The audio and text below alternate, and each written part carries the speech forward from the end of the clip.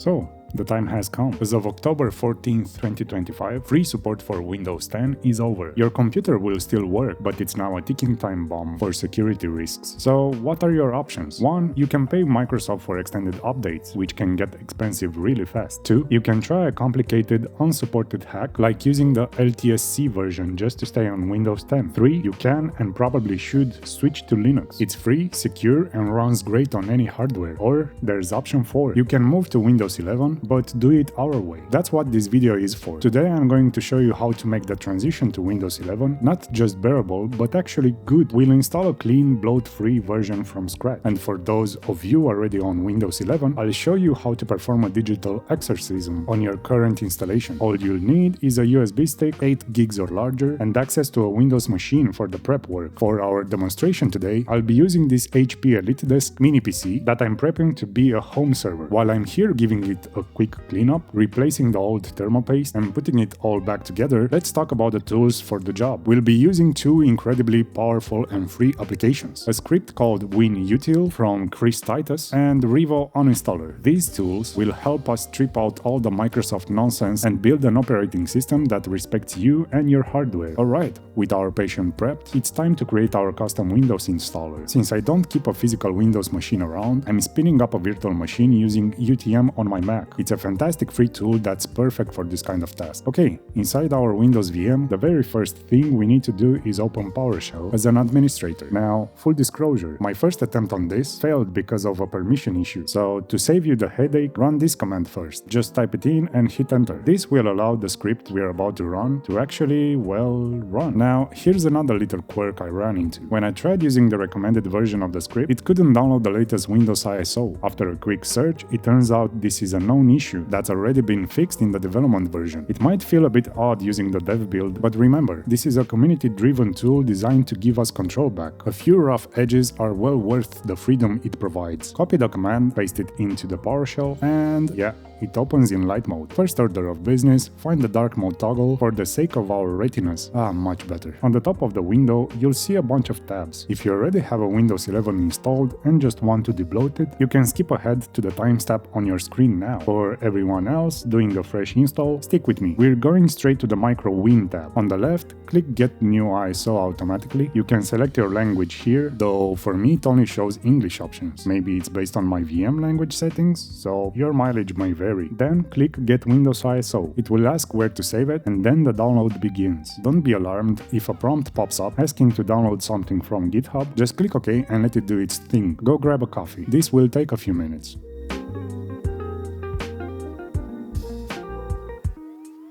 Once it's done, the real fun begins. We get to customize our Windows install before it's even installed. First, the SKU. I'm picking the Pro version, but you can choose whatever you need. The driver options, I'd leave this unchecked unless you're reinstalling on the exact same machine and you know what you're doing. VirtIO drivers and Ventoy, if you don't know what they are, you probably don't need them. That's my motto, and it served me well. Now for the user account, you can set a username here. I'll call this home server. Don't worry, I wouldn't actually run a home server on Windows. I'm not a monster. You can also set a password, but if you leave it blank, you'll get a passwordless automatic login. We'll leave the rest as default and hit start the process. Now we wait again. On a powerful machine, this might take like 10-15 minutes. On my VM, it was closer to 30. If you're curious, you can watch the PowerShell window. You'll see it surgically removing unnecessary features, OS packages, and all that app bloatware like Spotify, WhatsApp, and the rest of the usual suspects.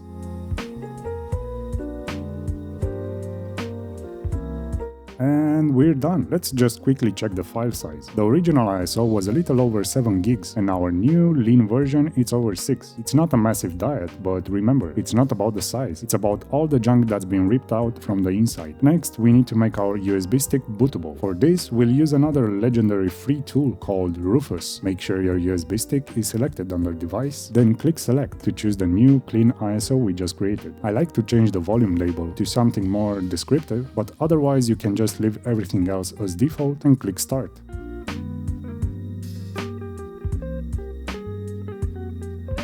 Once Rufus is finished, you can eject the USB stick and move over to the computer where you want to install Windows. You'll need to boot from USB drive. This usually involves spamming a key like F2, F10, F12 or delete during startup to get into the boot menu. Every manufacturer is different, so a quick web search for your specific model might be necessary. From here, the setup is pretty standard. Select your language, time and currency format, and keyboard layout. Make sure you select install Windows 11 and accept the terms and conditions that nobody ever reads. And now, a very important step, partitions. If you have a single drive like I do, you can just delete all the existing disk 0 partitions until you have one block of unallocated space. Then you can select it, click New, and let Windows create the necessary system partitions. Make sure the primary disk 0 partition is selected and click Next. A quick but serious warning: if you have multiple drives or existing data you want to keep, please stop here and do some extra research. The last thing you want to do is accidentally wipe your family photos or important documents. Be careful here. Okay, now click Install and let it run. The PC will restart a few times. That's completely normal.